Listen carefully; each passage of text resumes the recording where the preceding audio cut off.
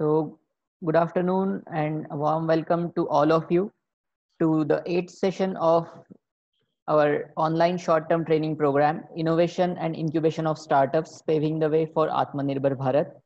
For this session, we have Mr. Azam Sheikh, who was my senior also in COEP.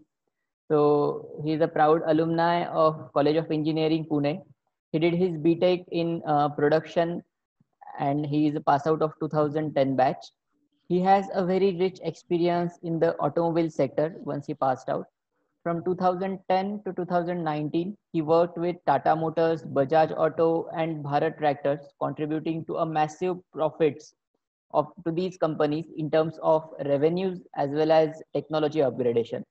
In 2016, he co-founded Tight the Nut and is CEO of this venture. The main motive of his venture is to create digital backbone for unorganized auto retail, providing cloud-based SaaS solution for local multi-brand garages, spare retailers to make them efficient and profitable. He is a serial entrepreneur, social worker at heart, and avid traveler impacting the lives of people. He has, to his credit, an academic excellence of being in merit in 12th as well as standard boards. His current interest involves revolutionizing the way unorganized automotive industry works. He strongly believes in the following thought that complex technology should give simple solutions to world life problems. He had an opportunity to work in automobile segment with diversified experience. As I mentioned, he has an experience of handling different geographies from north to west region of India for Tata Motors and Bajaj Autos.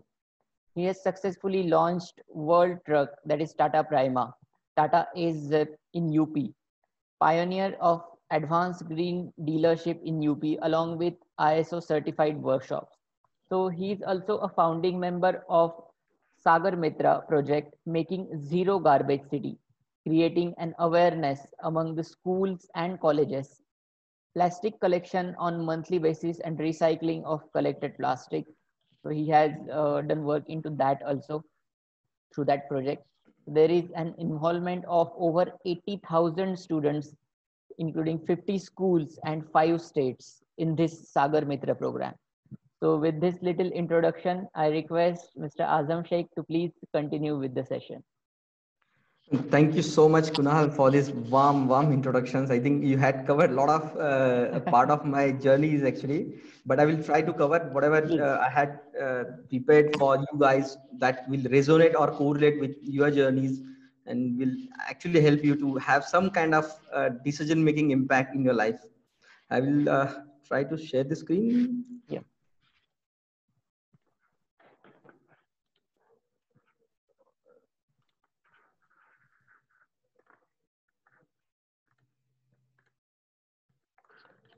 Okay. Can you see the screen? Yes. Okay. So hello everyone, and thanks Kunal for again the warm official introduction. And I would like to congratulate the entire team of MNIT for bringing such platform for all the students and stakeholders of the startup ecosystem to be a part of Atmanirbhar Bharat initiative. I think this is a very audacious initiative of Prime Minister. But although we'll not go into the politics of that, but this has helped a lot of people to align their thoughts and their way of working in the businesses as well as in the social lives.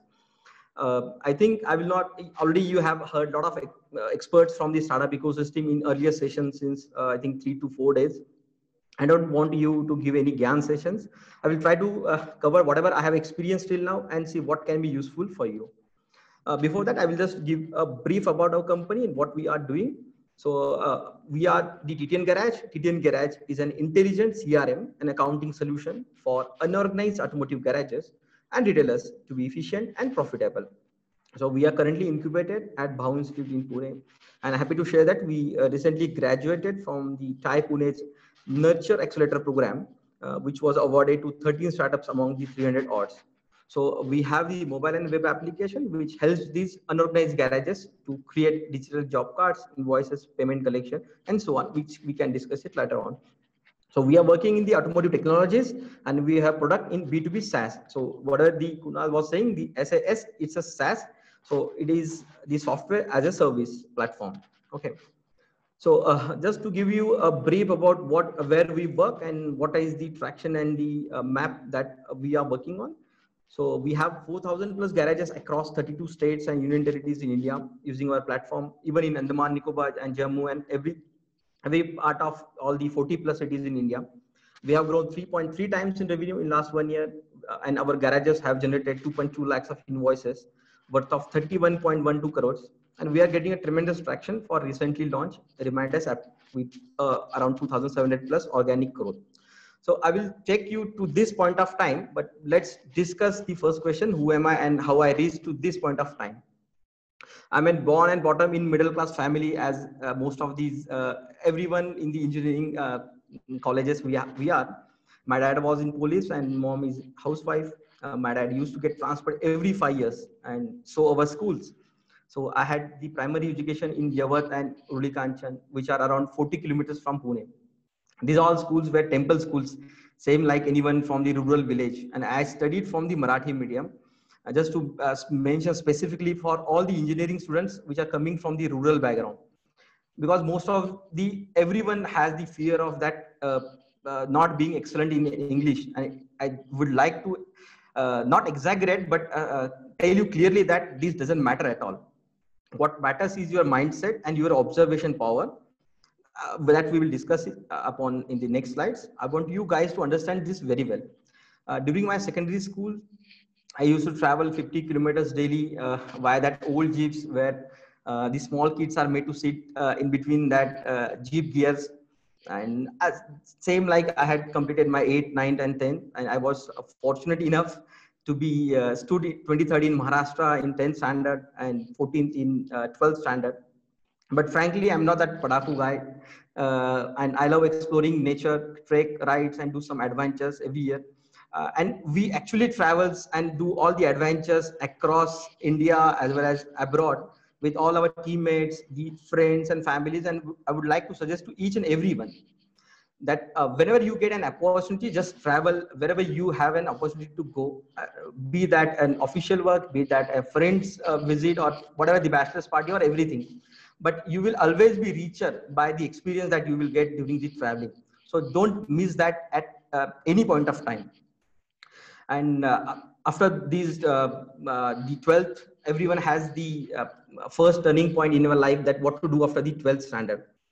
So we decided to take admission in engineering just because everyone has in mind that either a student or 4 saal mein company ready material ho jayega, and he will start earning after 4 years, which is not the case for the medical students. So, and most of these middle class educated people used to think like this and even feel like this today also.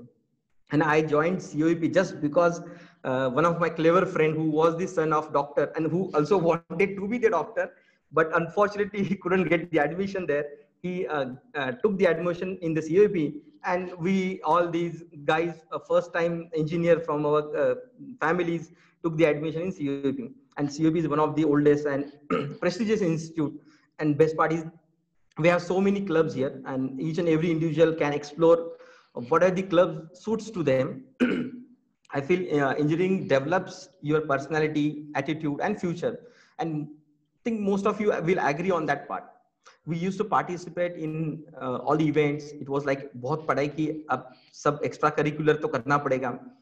And COEP is famous for that. कि सारा extracurricular will be your curricular part, and you will miss all the curricular as an extracurricular. We participated in boat club, and I'm the national player in kayaking and rowing. I was the junior champion there, was the regatta secretary of oldest event on River Mula.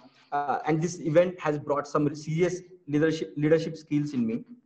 And I will advise all the students here from the engineering or wherever you are doing any kind of an education, do participate in all the events, whatever events that you will have, be it technical, be it sports or any kind of event that will help you to learn from your peer groups and will help you a lot in future.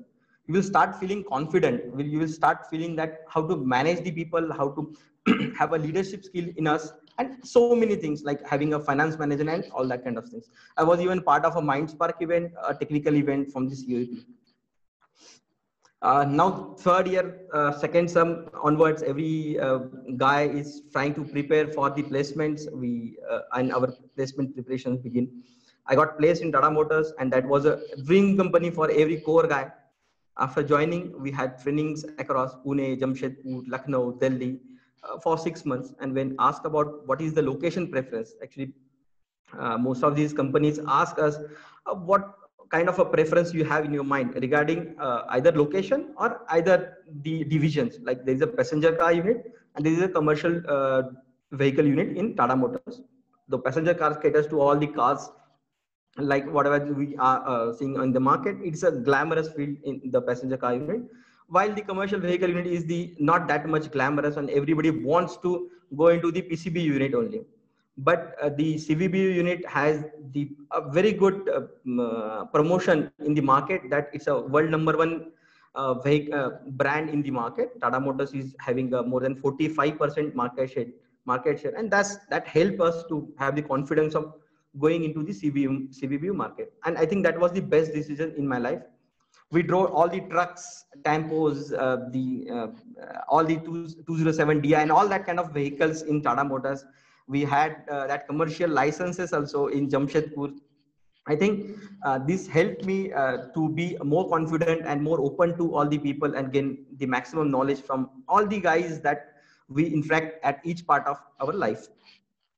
I think after that, I entered in the corporate lifestyle in the aftermarket. So I was working in UP in Uttarakhand. So I was handling all the new products that come in the market. Tata Motors was launching World Truck Prima. It's a 49-tonner vehicle. Then it had launched the S-Zip venture products. So I was handling that for entire UP in Uttarakhand. I was also heading the BS3, BS4 vehicle diagnostic divisions. All the Tata Motors have all the employees in the range of 50 to 55 years of age. And no one is actually that much skilled or efficient to understand the new technologies that were coming in the market. And we, as a young guys, had joined the companies, and we had the responsibility of handling all that technology sides of all the new products that were coming in the market.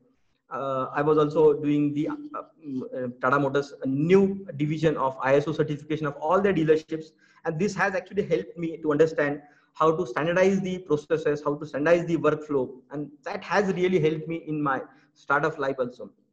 I have the softer side of myself of being the avid social worker also, and I was also the part of advanced green leadership programs in UP in Uttarakhand for Tata Motors. We were very fortunate to travel across Mussoorie, Nainital, Nepal, Agra, Jaipur, Delhi, and entire UP, and most of the north, west, and eastern part of the India through Tata Motors. And that's what I was earlier telling you. Just if you get an opportunity to travel, just travel. You will always be mature more in the market as well as in your personal lifestyle. After that, after working there for 2 years, actually now came the second turning point in my life. I was thinking that what to do. Most of my friends have gone abroad for MS. Few have joined IIMs and IITs, and I wanted to think what I wanted to do in future. I was sure I wanted to do something, but when was the question and what was the question? Shall I do the MBA from good IIMs and then start?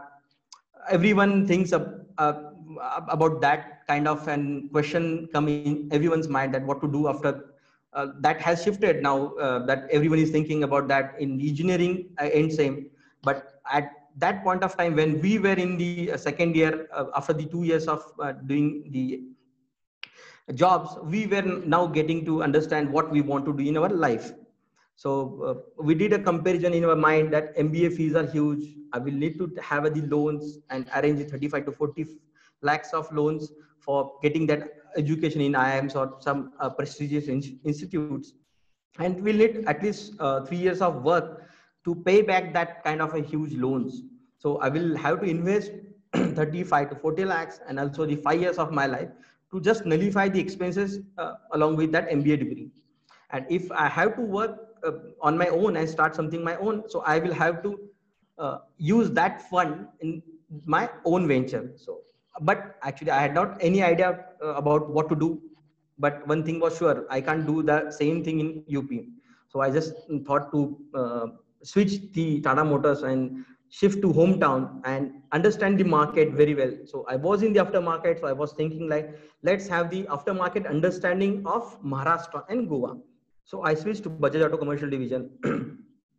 I was handling the Maharashtra and Goa division for entire Bajaj Auto's commercial products like three-wheeler and four-wheeler recently launched RE60, which is a very good name, like a cute name.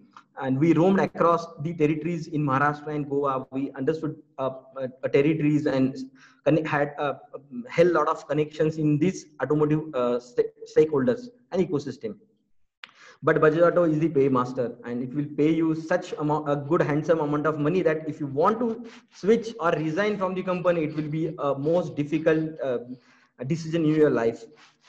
And this has been the second or third turning point in my life, that I wanted something, start something on my own, but how to get out of this comfort zone and how to convince the parents. I think convincing the parents is the most difficult job in the middle class families.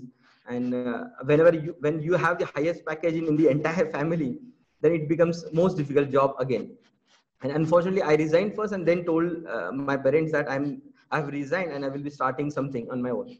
So I am the first generation entrepreneur, and living high package is the worst idea in their mind, but still I managed to pull it off. Now, to lessen the risk of losing everything, me and my friend thought that we should start something with lesser risk. So we saw one ad and applied to a dealership. So it was a dealership for tractors. So we have not known about that tractor company called Massey Ferguson. It's a very well-known brand. It's one of the pioneer brand in the world as well as in India. But unfortunately, we were not in that segment. So we were not knowing that, but we got to understand. We did some kind of research. And with all the merits that we had, we pitched to the company, the Massey Ferguson company, and we got the first go ahead to start the dealership. But now comes the question to raise the capital. So they needed 1 crore of capital. Now raising that 1 crore when you are from the middle class background is impossible, actually impossible. But that needs very courageous decisions and convincing to your parents, and whatever you have to put it at risk. And no bank will provide you loan whenever you are new in the business. This is for sure. So whatever the schemes come in the market, just be sure that no bank will provide you the loan. Maximum they will provide you like 50,000 or 1 lakh rupees of loans. If you want to get up more loans, you will have to mortgage some things to them, like a house or some properties or something like that. For us, we somehow convinced our parents for some cash from all their savings and mortgage our homes and took loans and raised total capital of 1 crore. I learned a lot during this time. Whenever you love something, you will do anything to get that done. And there will be a lot of ups and downs during these periods. But anyways, everyone will face that, but we will have some kind of way to conquer that particular problems at that particular point of time. After doing very good work for 2.5 years in the tractor dealerships, we did a very good, earned the very good market share from 0% to 10%. We raised the revenue to the level of 5 crores. We got a very good, handsome benefits from that tractor dealership, but I wanted to do something on my own, and still I was not doing that after these 5 to 6 years. So now I started doing some kind of research in the market. We did market service understanding of how auto service work, how the after sales work, how the aftermarket works, the ecosystem works. And during these such times, I met my co-founder Gaurav, and this was again had happened coincidentally. There was one of the event at the COEP college about the entrepreneurship, and he was pitching there. And I had already done some kind of research on the same topic, and he was pitching on for the same topic. And it was coincidentally, we connected on the Facebook. We met at one of the CCDs, we pitched upon, and it went off. I think one of the first learnings that I had is you should have the co-founders. Don't start alone. Means although you will start alone in your mind during the ideation phase, but as soon as you are freezing your idea, don't start alone. try to convince the same idea, try to sell that idea to your friends or the person who is having the complementary skills, or the people you know, or your friend circle, and try to sell that idea. If he's is convinced with your skills and ability, I think you have earned the first a milestone in your life during this entrepreneurship journey. So always think co-founder is must, and also investors think upon that perspective. Like if the company has 2 to 3 co-founders, it's actually a company worth investable. So just don't start alone unless and until it's a service-based business, like advisory or something like that. So like this, we started our company called Tight the Nut. So our company's name is Clubs and Star Private Limited in July 2016. So let me take you through. Now we started working in the B2C model. So it was business to customers. So it was like having an on-demand two-wheeler servicing model. So we had 19 service centers across Pune. What we did sunrise the garages. Everyone knows there are small garages in the market, like two-wheeler garage with 1, 2 or 3 mechanics, which doesn't know any kind of understanding of our technology. But with our skill set and our technology solutions, we standardize these garages on our parameters for quality, delivery, and communications. We had the delivery boys across Pune. We used to get online bookings from the customers, and we had the delivery boys who used to pick the vehicles from office or the homes and get it delivered back in 2 hours. We also used to give the 7 days free service warranty, which was not there in the all across India market. So we picked up the vehicle fast. We reached to the customers of 12,000 plus, and we had a revenue of good 69 lakhs in 2 years. Now was the time to think how to go big. We analyzed our business model closely. We had the questions like, is it scalable? What's the gross margin? How can we be capital efficient? And how can we increase the efficiency of our delivery boys? But that B2C model, can it be scalable or profitable? We need to understand that closely. And what we understood that the gross profit margins were varying in the range of 25 to 30%. Our delivery boys had the capacity of doing maximum 4 vehicles per day. So we had the cap on earning the revenues per delivery boys. So if we want to scale across India, we will need to have the huge field force in the market. And this field force will play all the pickup and delivery mechanisms in the market. And having this huge field force under the company's role is very difficult, and managing this like more than 500 people is very difficult. It is not the scalable business model. And we were working with the local garages, and we had the better understanding of how this automotive aftermarket works and what these garages require. So we had the pilot with our small mobile application in 2018. We gave it to them and try to have the iterations like, is that will be efficient for them. We already have more than 6 lakhs garages in the aftermarket.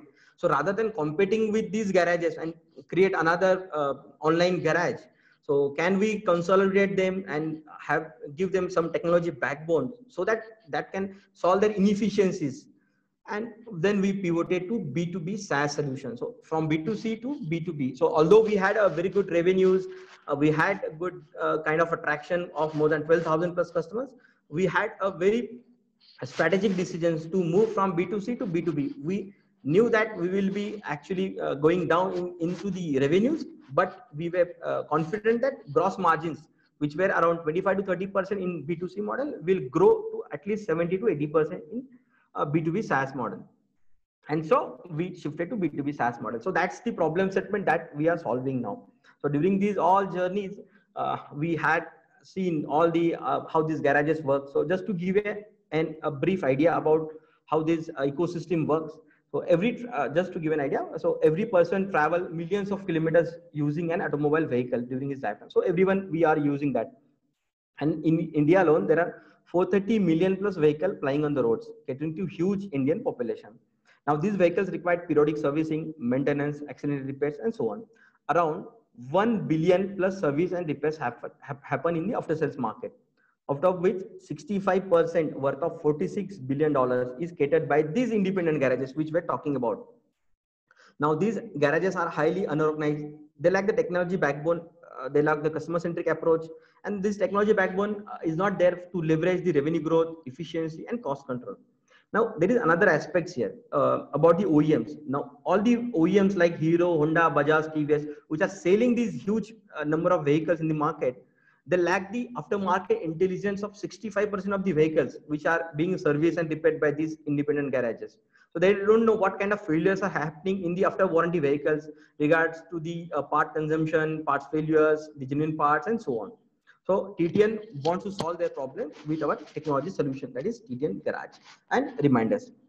So this is our team. So we had so many people coming on board during our startup ecosystem journey. We had so many people came and left, but I will always suggest that you should have a co-founder in your early phase of life, and he will be your partner, and he will be the person who will pull you when you are not at your peak for delivering this in sales, marketing, or any part of your life. So always have done that partner in crime who is actually with you. So I have the very good co-founder, Mr. Gaurav Sandhya. He's actually heading the finance and HR. He's actually from the metallurgy. From CUAP only, we both are the CUAP alumni. I had actually, if you can see, I had been from the 10 batch graduate from the 2010, and he's from the 2014. But the destiny has different things in mind. We actually never met in the college. We met after college, and that's how it works. So if you want to do something on your own, you will find people. Only the thing is that you should have that in your mind, that I want to start and I want to end with this only. So Gaurav is the finance expert. He was part of one of the startup from COEP only, Booker.com. He was there. He was the founding member, and he had a good 3+ years of experience from there. And he is heading the finance and HR. We have Rohit, who is heading sales and marketing, who is my friend, also very kind friend. We had all the adventures of doing all skydiving, going to Bhutan, going to Spiti, Leh, Ladakh, and all. That's what I'm saying. So you do all kind of adventures with your people, and you will grow mature, as well as you will have an awesome team to work upon on your startup journey. He was the part of Ola and Foodpanda. He has very good experience of 6+ years heading the Pune city division as well as the India projects. Asha is heading the product division here. He is the Master MTech Gold medalist from Government College in Amravati. And he is heading the product and customer support division. Navneet is heading the web technologies, and Aniket is heading the mobile technologies. And these are the guys who are the technology backbone. We have field team of 1 people from Nagpur who is actually roaming around in India and some parts of Western Maharashtra. We have 3 wonderful mentors, Mrs. Pratima Kirloskar, Mr. Advait Kurlekar, and Mr. Vijay Talele. Vijay Talele is the CEO of Bhav Institute. Pratima Kirloskar is the president of Innovation Society and from the Kirloskar Brothers Limited. And Advait is the CEO of Upahan Management Consultant. I think I will suggest you to whoever wants to start something on own or have started already, just try to pitch in to the TIE Nurture program. It's a very good program for all these startups. It's a free of cost program for 8 to 9 months. They have around 1 or 2 sessions for a week with from all the industrialists or the people from the startup ecosystem who has achieved something in their life, who are actually a millionaire or a billionaire in that particular segment, and they will be a mentor to you, and actually that will help you a lot. So try to be in that ecosystem, try to understand how this startup ecosystem works, which are the current trends in the startup ecosystem, what is happening there. So just try to be in that. So this is our product. So we have 2 products in the market. One is the basic one. So this is the product which helps to all these local garages. So we help them to create reminders. We help them to have the digital khata, maintaining the debit and credit ledger balances. Also to have the garage management. Now, more than 80% garages face the issue regarding sending timely reminders to the customers and maintain the pending balances. Now, as a customer who is owning the vehicle, now if you go to the local garage, you will not find any kind of technology solution, or neither he will not call you, or he will send you any kind of an estimate of a invoice, or he will send an invoice, or neither you can pay to him directly through a link to that particular invoice. So that kind of technology inefficiency is there. From his point of view, he doesn't know what kind of customers are coming to him, what kind of inventory he has to hold in his workshop, what kind of parts he has to order, what kind of failures are happening. So he doesn't know any kind of that things. So that's the product reminders does for them. So we send the timely reminders regarding the servicing, wheel balancing, washing, festivals, etc., and maintain the debit credit ledger balances for two-wheeler, four-wheeler, three-wheeler, six-wheeler garages. We also capture small invoice details which can be used in analytics to identify the brand-wise, what is the lubes consumption happening, what are the kilometer-wise aftermarket failures of that particular brand of the vehicle. Like I will show you the snapshots. So we have launched this product 1 month back, and we have got a very tremendous traction in this. So this is the old product TTN Garage, which acts as an advanced version of CRM and ERP for these garages. So it is like a garage management solution for all these garages. So if if you go to any kind of a TTN Garage application user or a garage owner, so he will be using our application in 9 Indian languages. So it can be used in Hindi, English, Marathi, or whatever Tamil, Telugu language he is comfortable with. So what we have prepared our solution according to the needs of our customers. So whenever you want to start something on your own, just try to have the customers in the center and build a product offerings around that particular customer needs. Similarly, we have these which helps to track the repeat customers. We have the customer history management, vendor management. We have the GST compliance, WhatsApp email integration. So whenever you go to this local garage, you will get all that kind of an updates from this chota wala garage, wo chota garage at the you see at your corner of your city or at Nukkad. We also provide the analytics for these local garages. Now these garages don't have the understanding of taking the business decisions. So what will do they do? So they will have to do all the washing at the garage. They will do all the cleaning in the garage. They will order the spare parts. They will cater to the garage, customers. So all that things he will do. Now he will not be efficient or he will not be that kind of an comfortable in handling the customers. So that's what analytics does in our application. So we help them to identify what kind of business decisions he has to take, like which vehicles to should be offered some kind of an 5 or 10% on labors, or what kind of spare parts to order in his workshop. So that kind of an analytics we provide to them so that they can grow by at least 30% in within 6 months. So that's the objective. So what are the customers that we have? We have the offerings around that particular customers. So we help them to grow by 30% in 6 months. So what we envision is this is how automotive aftermarket looks like, where all the consumers like us who owns the two-wheeler, four-wheeler vehicles are now digitally efficient. So we expect digital experience at all the touch points. Like whenever we want to dealerships, we got the digital experience. Like that guy will provide you the update on SMS regarding what is the estimated time and estimated cost, and he will update you regarding the insurances and payment solutions and that kind of things. But 65% of the time when we are out of that particular dealerships, we will not have that kind of an experience.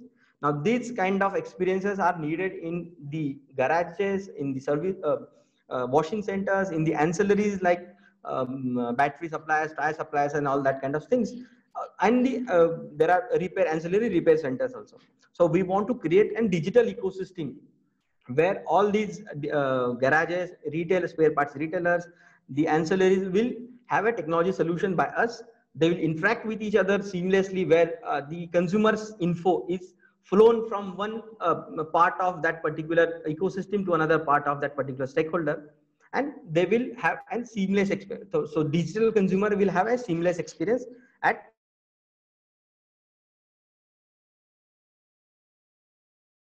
for every startup enthusiast. Whenever you want to start something, whenever you have an idea in your mind, just try to gauge that if that market is big or not. How big is the market? Always try to, if you are going to start a startup, always try to hit on the $1 billion market. So let it be, there will be 2 or 3 players, 4 players, 5 players, but whenever the market is $1 billion market, it will always help you to be the investable. So all the VCs, or you will get a first check from the angel investors with all the credibility that you have in your slides. Like you will have a good team, you will have a good credibility of that team, you will get a first check. But to be the VC investable, you will have to target the $1 billion market. You will not have to target $1 million or chota market. Always try to understand that, take references from a lot of researchers that are already present. Just use Google wisely. You will get all the data, all the information ready-made available. So we'll get all the any sector, you will get all the information. Again, what is the total addressable market there, what kind of segregations are there in the market, and what kind of market you are focusing in. So in for our case, we are into the B2B SaaS and the analytics market, which is worth of $2.27 billion.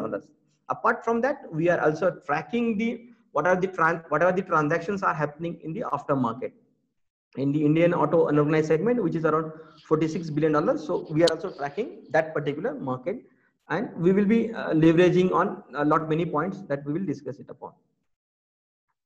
So we have two revenue streams. One is the subscription, where these local garages pay for 6 month or an yearly package to us.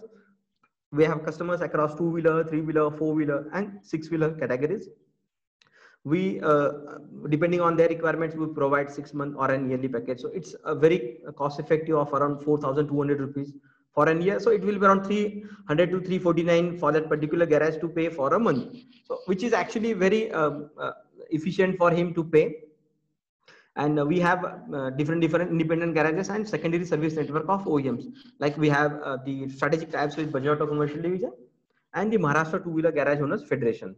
So we have the strategic ties which will help us to expand across Maharashtra and Gujarat. Now, as you grow more and more with the customers, you will get to understand that we are actually collecting a lot of data. So that's now, if you are watching this space, you will understand that data is the new oil, and this data will help you to grow exponentially in the revenues. So now the one user who is giving us a revenue of 4,000, if you want to earn more than 6,000 rupees, we can play on the data part. So what we did, so we had the transactional analytics done at the back end. We collected all the data. We did all the what are the top parts failures in the aftermarket? What is the genuine parts penetration? What is the brand wise service cost in the market? What is the finance and time analytics in the market? So, and we started charging the OEMs who doesn't know what is happening in the aftermarket.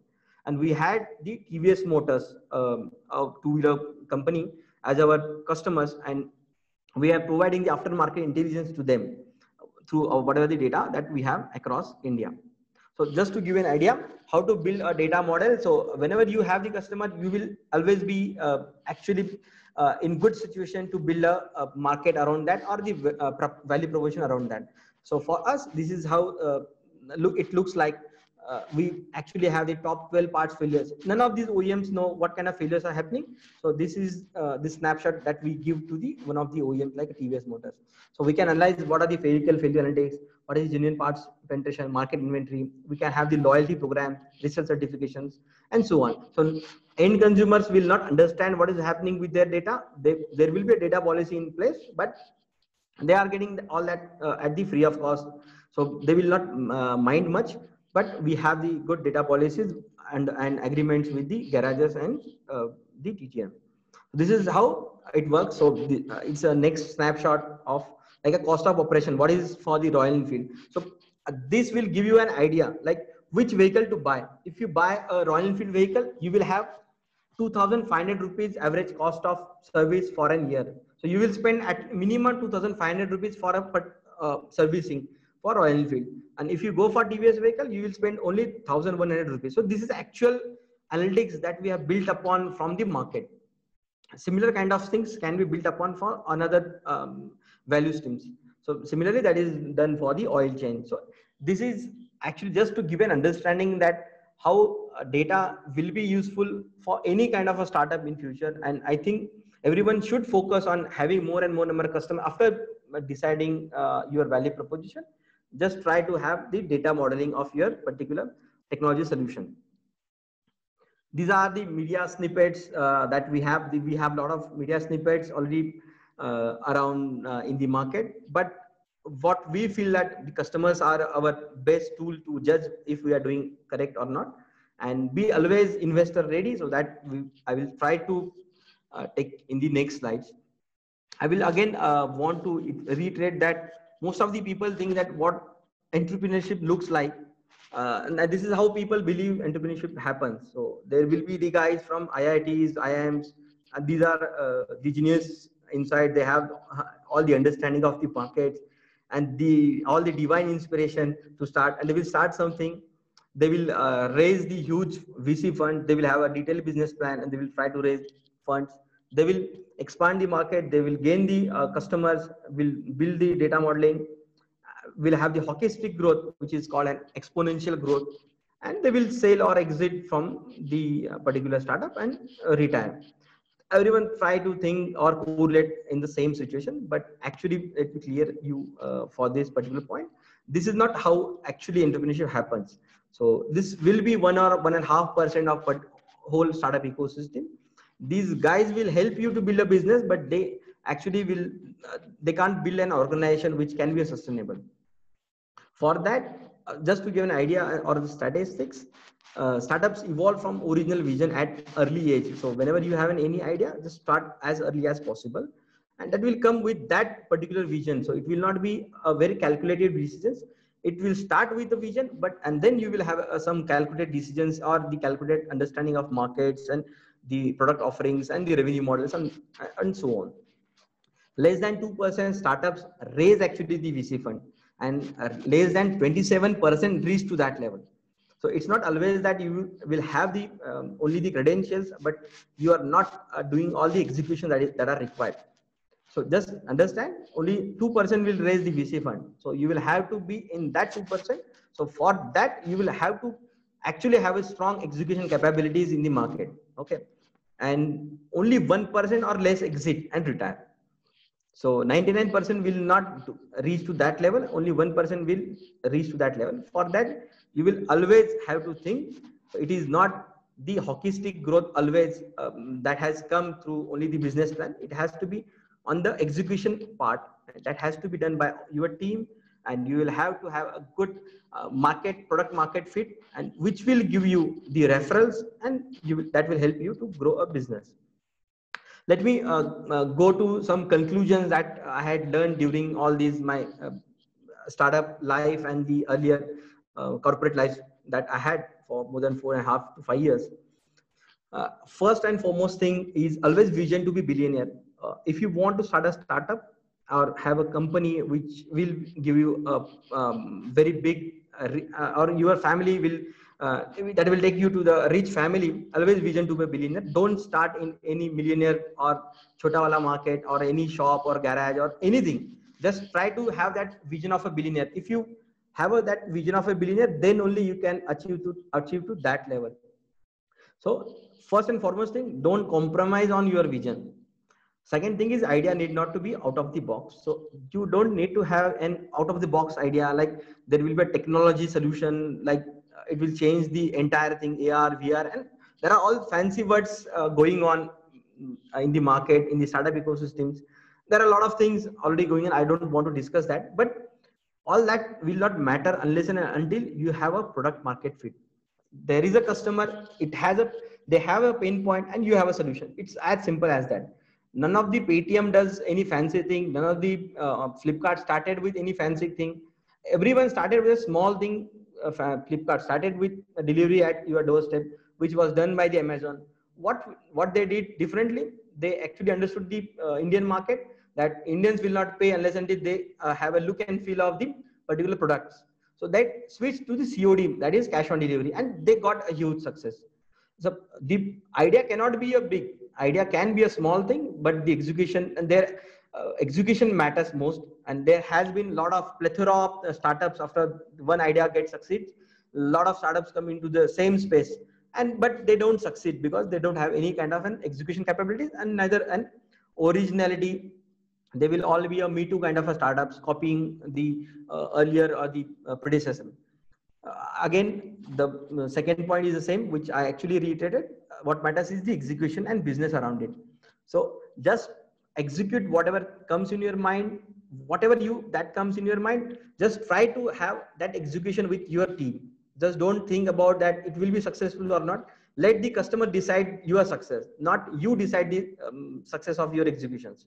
Let the customers decide that. Let it be, you will fail, that doesn't matter. Adapt and move ahead. So always, if you have something in your mind to do, start early, fail early, adapt and move ahead. because that will help you to have the advantage of customer understanding. And whoever has the better understanding of the customers, he will have a better business in the among the competitions. So always have that kind of an understanding about the customers. Get a co-founder. I had already told you about that. Get a co-founder with complementary skills. Don't start alone.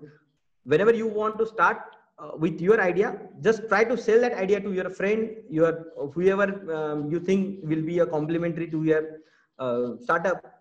Just try to pitch in to that guy. If first success you get for that particular person to have the onboard without paying any money, I think you have earned 50% of your, you have done your 50% of a job.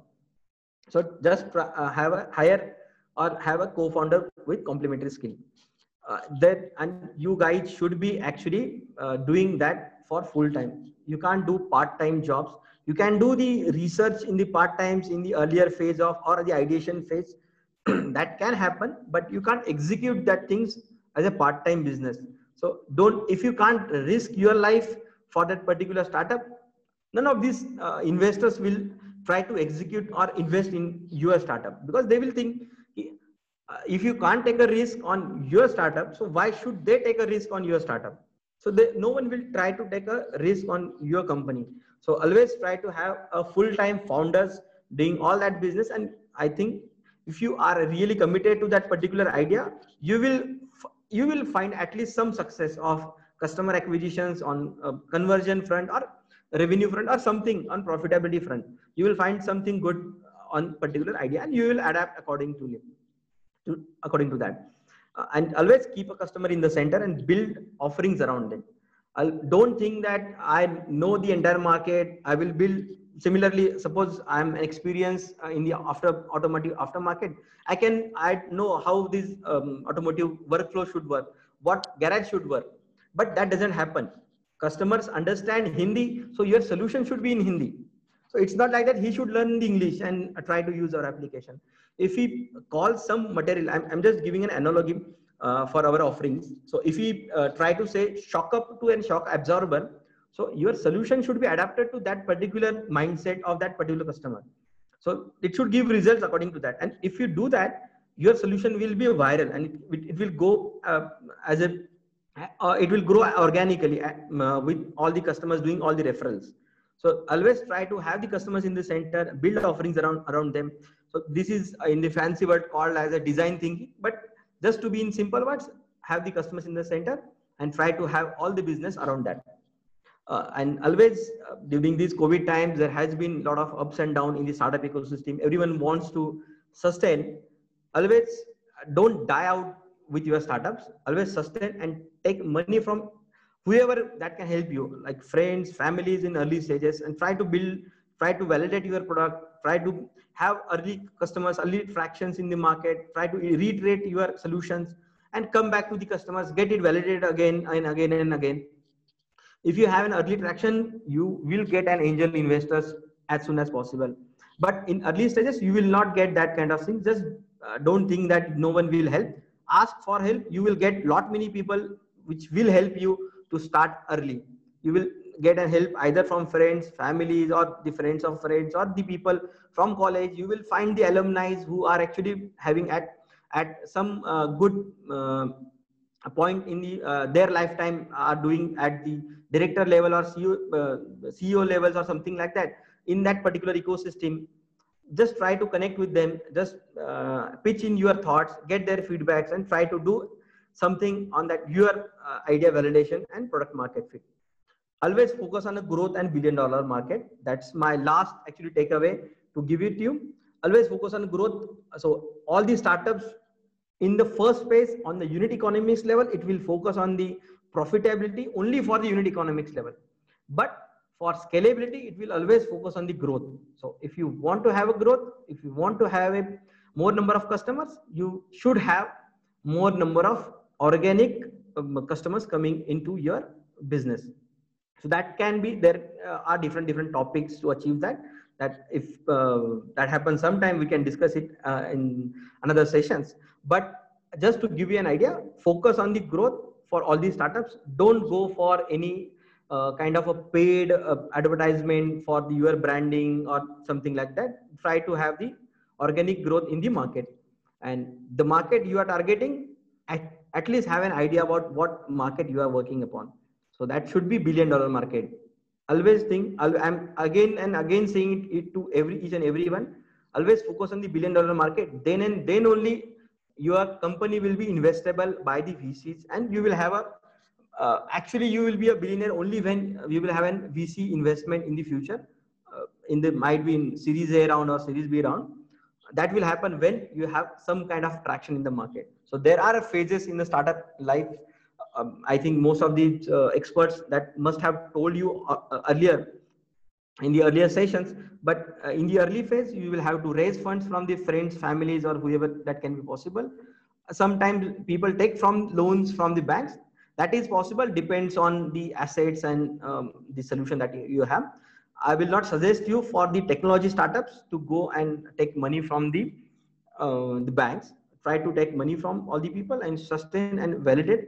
Then go to the angel investors. Try to pitch into all the people from your what are the alumni you have from the college or postgraduate college. Try to pitch into them and have some kind of validation from them and some kind of funds if possible, and then raise to next rounds of funds. And when you reach to that round of Series A, so then you will understand that why it is required to be a $1 billion market. So if they can't invest 1 million or 2 billions of funds in your company, that is not that company is not worth investable or worth actually grow in the particular market. Like in our case is the aftermarket in the automotive ecosystem. Now let me now close this session with a quote from Oprah. I think just don't leave whatever you have started or whatever the startup you have started or you are going to start any point in lifetime. Don't worry about being successful, but always work towards being significant, and success will naturally follow. Always be significant in your customer's life. Just think, if you were not there, what will customer feel? In our case, garage, if that particular garage doesn't have our solution, what will be that impact? Just gauge and just try to synergize on that particular thought. You will get to understand if you are really valuable or your solution is really valuable to them or not. If that is there, I think you have actually done good thing in particular ecosystem that you are trying to build upon. So, and whatever you start, just don't leave. Just don't leave. Just stick to that. Whatever happens, whatever the ups and downs come, whatever happens, just talk to your people, talk to your professors, talk to your friends, families, talk to me or each and everyone who is actually around in that particular ecosystem. They will try to find some kind of solution for you. And I think if that is the case in your, and that is the mindset you will have, I think you will be successful in the whatever the business you want to have or whatever the startup that you already have. I think I will just try to close it for the whatever the thoughts I had in my mind, and we'll try to have if any question and answer or the discussion that we had. Thank you so much, Kunal and all the team, and let's move for any kind of questions, answer or anything we have. Thank you, Azam, for this wonderful and literally inspiring talk. So with this, I request all the participants, if they have any query, any questions, then please mention it into the chat box so that we can have the session. Someone wants to share the last slides or want to see the last slide or share? Yeah, you can.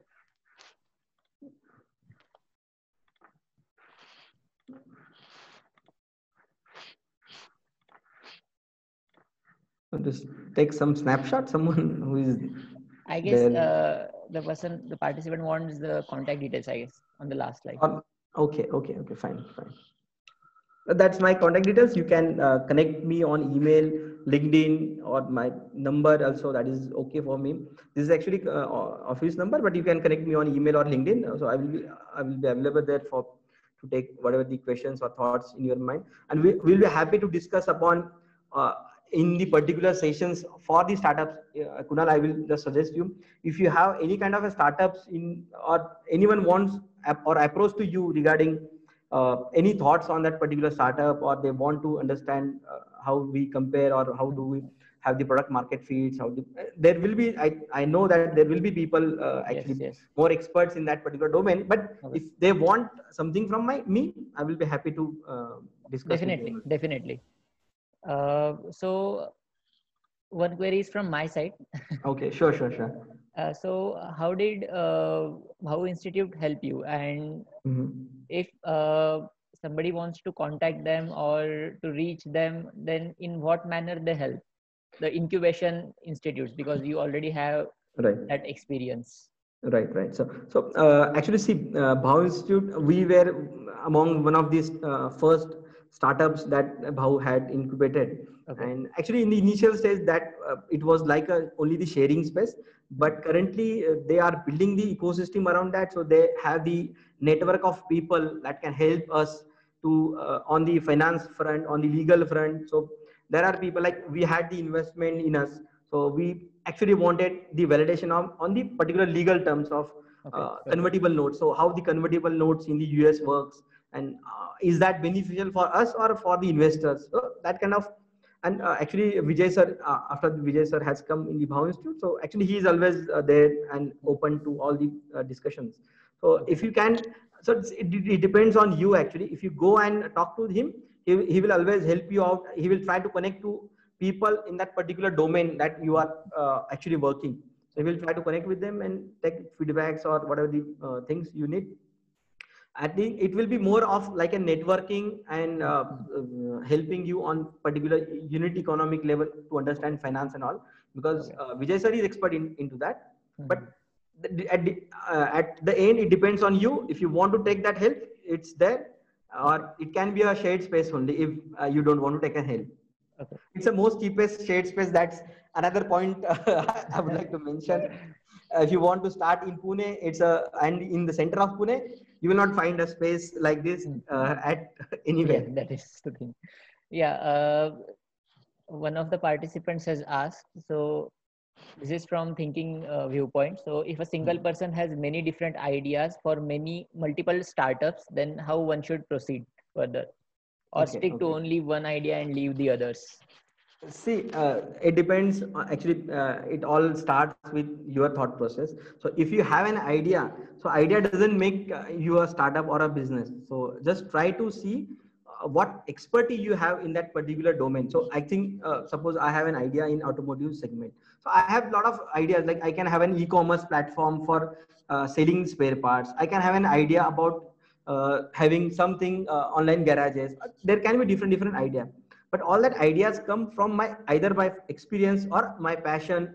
If suppose someone has the passion of traveling across abroad, so he can be a travel platform. So there can be different things, but try to see that whatever ideas you have in your mind, you are either experts or experience into that, or you have some kind of a very strong passion of that particular idea. Then try to think, if still you have 2 or 3 ideas in that particular same domain, same expertise or same kind of passion, then try to identify what is happening with the competition in that particular segment. So what are the current revenues of your competition? What is the level of that particular competition in that particular segment?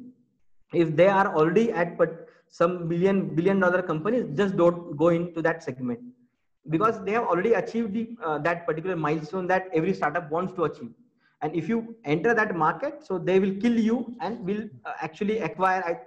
You will not be at that level to get acquired, but they will try to kill you with all the free product offerings. Just take an example of like a Jio. So if I want to start something in the telecom segment, so I can't start, although I can have the good ideas or something like that. But Jio is already a market where, although they had some another different kind of a disruption in the market, but I can't go into that market because there is already a prominent dominant player in that particular market. So just try to see that which is the nascent market, which is the market where there are less players, where there are less there are more entry barriers and less exit barriers. Just try to enter into that market. And there can be a flavor of the month also, like there currently you can see the healthcare startups and the education startups are booming. So if you have something, an idea, although education startups have got huge fundings, just don't go in there, but you can go in the healthcare segment, because still our healthcare infrastructure is less. In India, there are huge scope to get a more development. So you can go into that segment unless and until you have that experience, passion, or some kind of an expertise into that particular segment. Thank you, Azam. So next question is from Mr. Vaibhav. So he has asked, should experience is a surplus or plus point before actually going for a startup? So that can be reflected in less chances of failure and finance things also, or can we take more risk doing it as a fresher? See, it depends actually. So from my case, it took me so many years to understand what I want to do. If actually you are at that point of time that you know what you want to do, just start early. That's what I had mentioned the second, I think, second last of slides. So just start early. You will see your business will come from your idea and the execution. Whatever the finance, and for that you will have the guys. You can hire CS, you can hire CAs, and you will understand the business. If you understand the customers, you will understand the business. So if you don't understand the customers and the product that you want to offer, you will not understand the business at all. So whenever you have a thought in mind, just start, execute, try to validate your thoughts that if that is that is a pain point for that particular customers or not. If that is there, give some solution. Don't go into making an Android app or web app. Just try to push in through the Excels. We did that. So just try to see that if that can be possible with all the free tools that is available in the market. Validate that and then try to build your solution. Okay, one of the participants has asked, is woman empowerment always related to social startup and not to the technical ones? That is a kind of generalized. It's actually only the audacious goals that our governments always announce regarding the women empowerment. Actually, everyone wants to have that kind of in every segments or ecosystem in the startups as well, in the founders also. So we have some kind of statistics coming in, like how many percentage of women are startup founders and all that kind of things. We have schemes going on for the women's, but see, it depends upon the personal behavioral traits also. Most of the women are more prone to have the more emotional intelligence than the men. So they try to be more social, have the more social startups in their lifetime, but that doesn't matter actually. So we have very good friends who are actually leading the technical startups, technology startups, like in healthcare startup. There is a Dr. Prax is there, Dr. Prax is there, and there are people or there are women in the particular segments. But again, that comes to from your thoughts and experience, or the problem that you have experienced personally at least, then only you can start that. But women in India actually don't try to take that particular risk because of another social barriers that they have at their home, or priorities at their home or families. But I will really like to actually give you a suggestion, or give you actually a strong support that if anyone wants to start any kind of a startup, we are always happy to give what kind of support that we can provide it to you. And we'll be happy to take what are the questions you have offline also, not an issue. Okay, thank you. So we will wait for a minute more if anybody is typing something, the queries or the questions. Sure.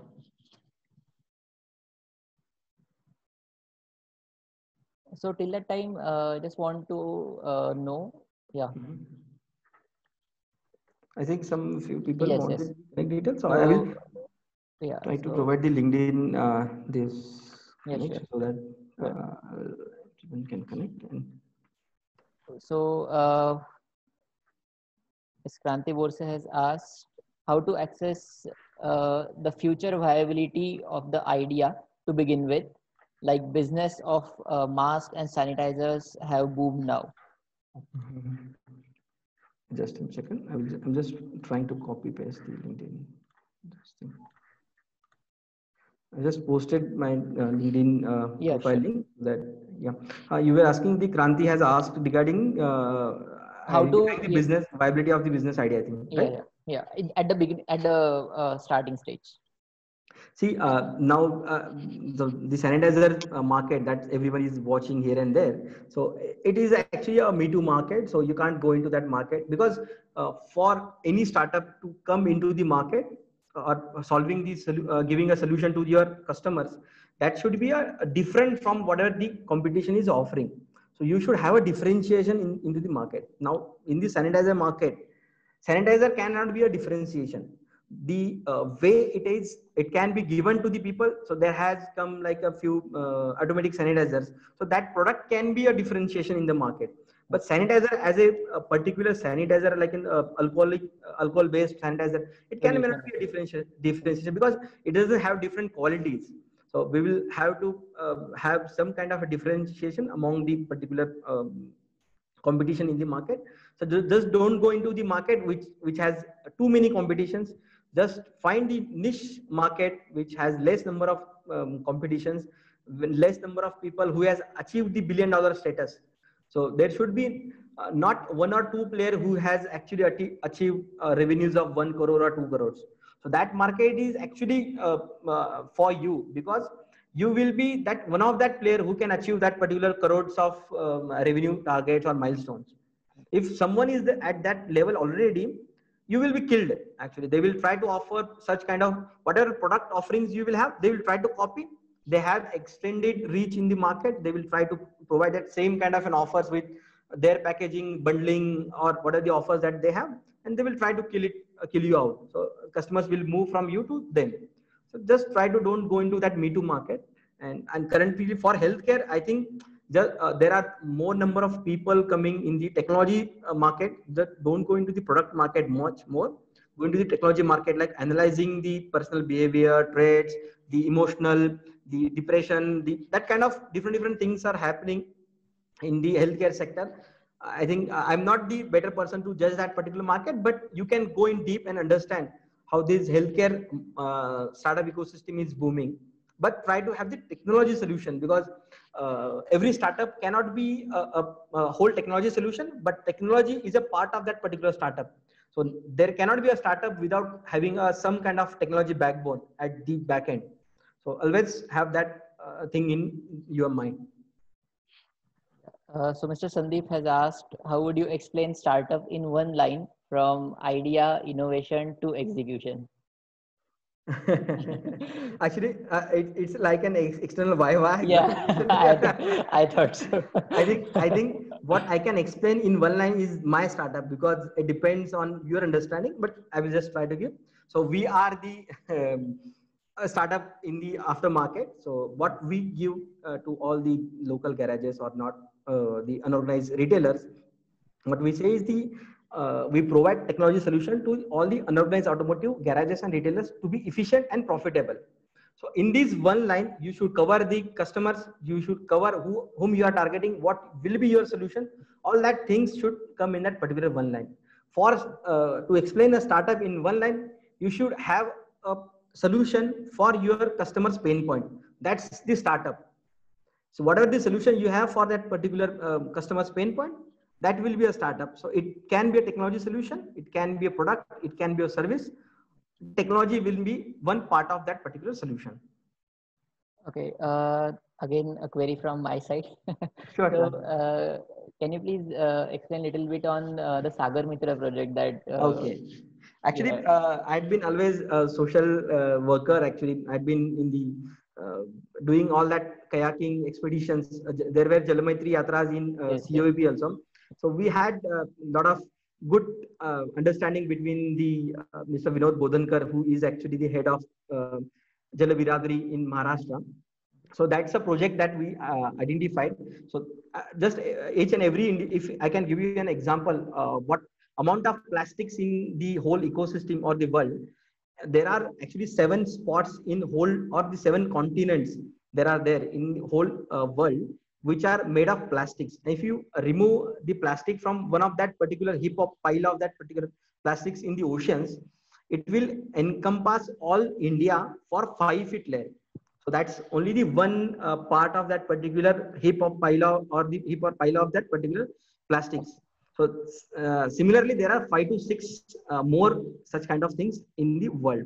There are billion tons of plastics sent into the oceans each and every year. Now, plastics cannot be actually decomposed. So that's true. It can only be recycled only when it is captured at the source level. So whenever plastic is in its plastic form, then only it can be recycled. If it gets mixed, like we purchase food from the restaurants, so restaurant guy will put that in the plastic. Now that plastic with food cannot be recycled. If we put that particular plastic in the dustbin, it cannot be recycled.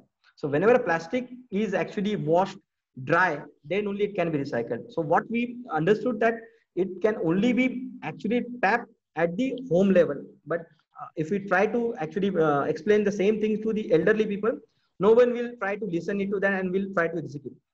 So what we thought that there are student programs by the governments going on in the schools.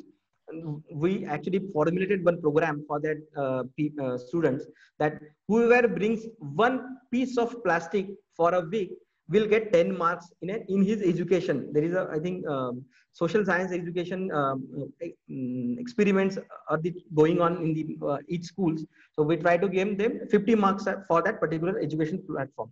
So for every month, these guys will bring plastic into school.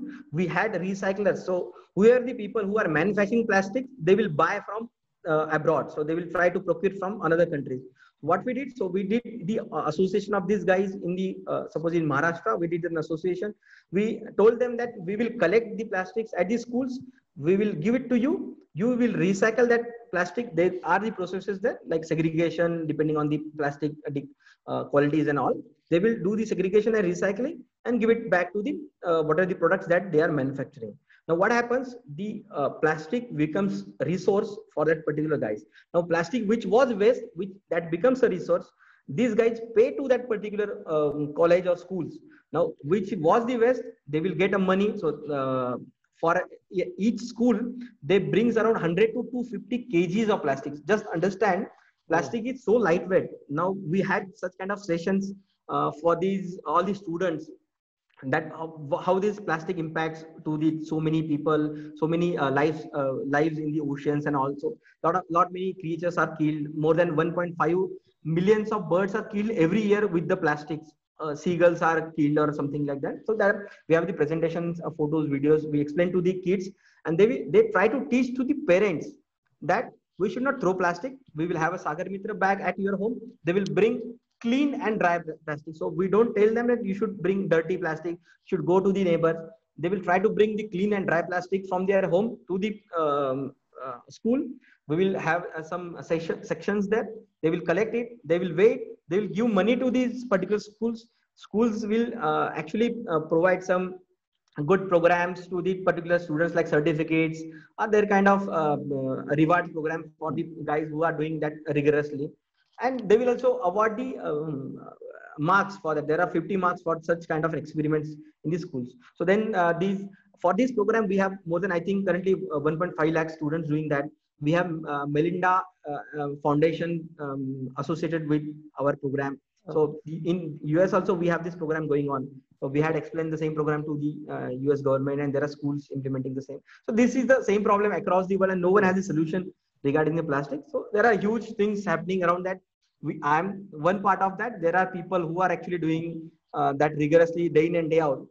We try to be as efficient as taking time out from all our startup journey.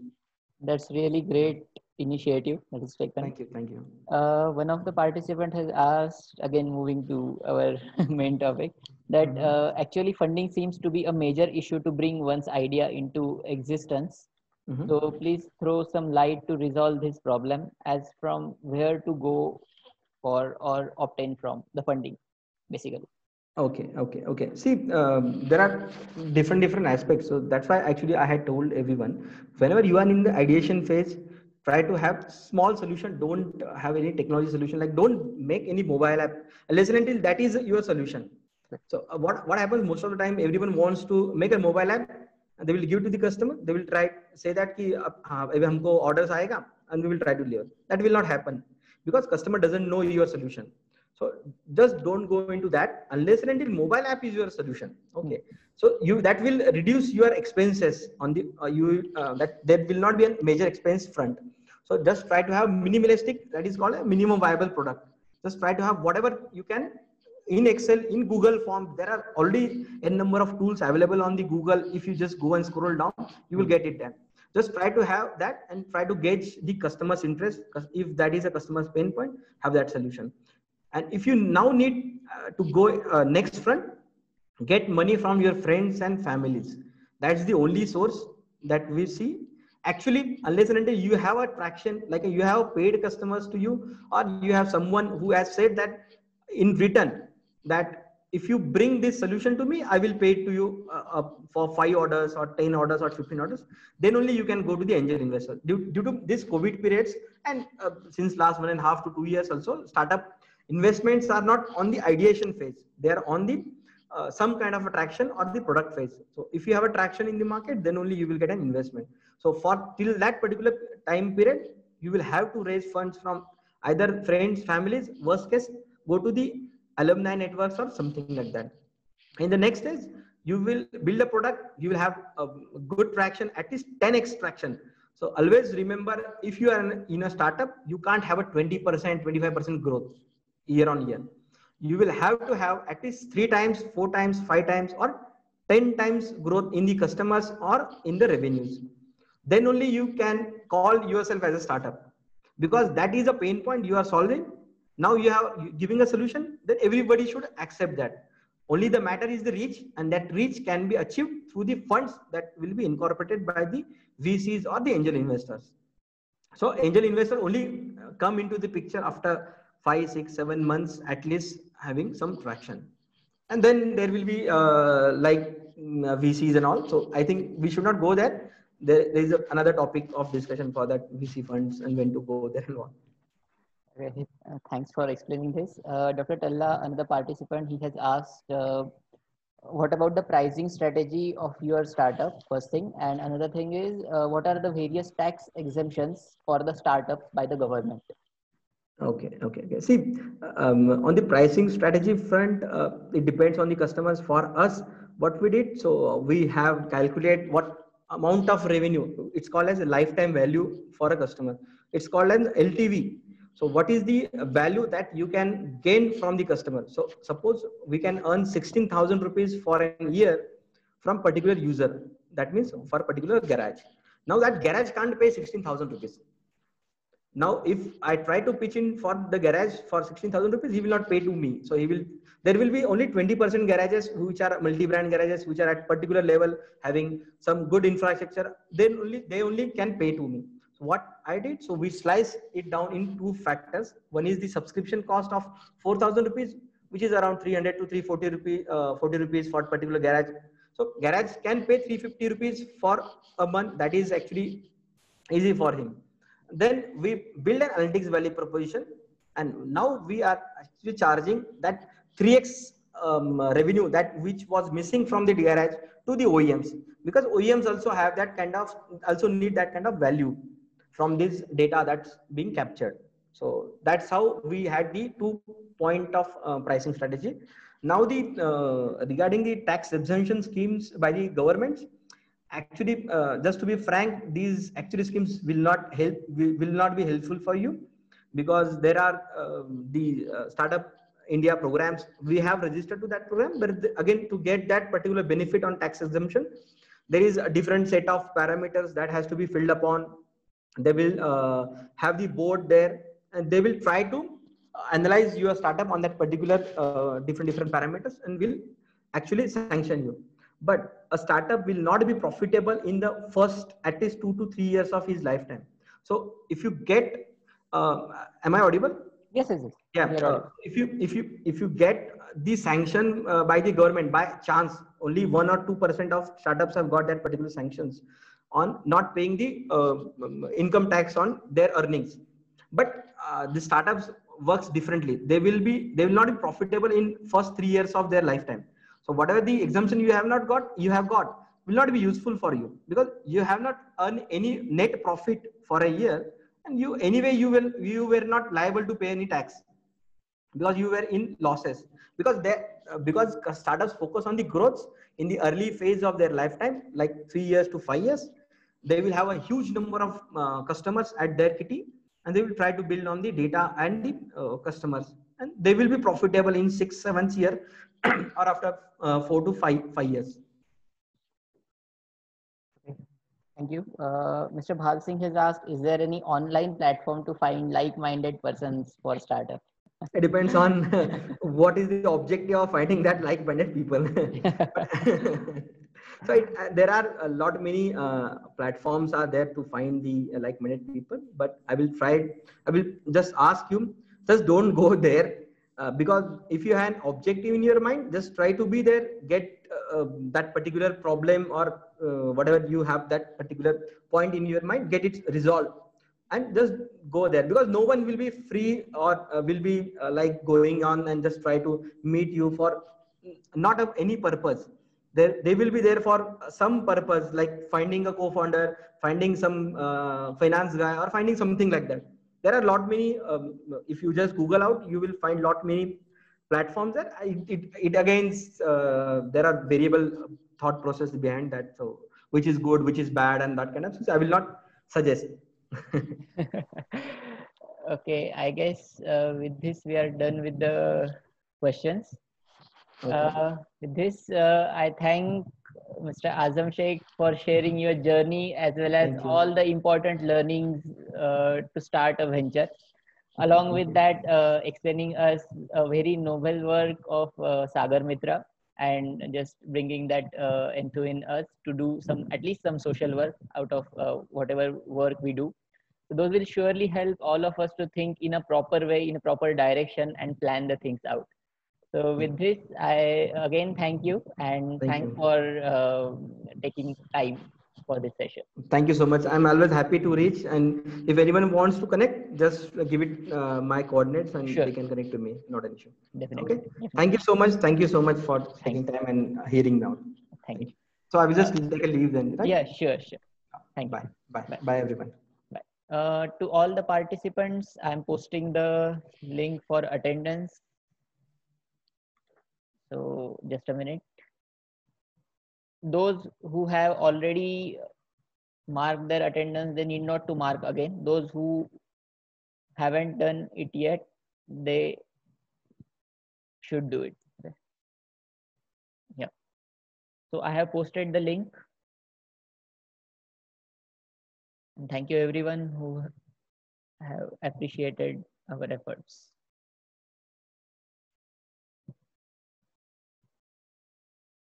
So I have posted the link. Those who haven't marked in their attendance, they should mark it. Another thing, tomorrow we will have last day and last 2 sessions of our program, and at the end we will be having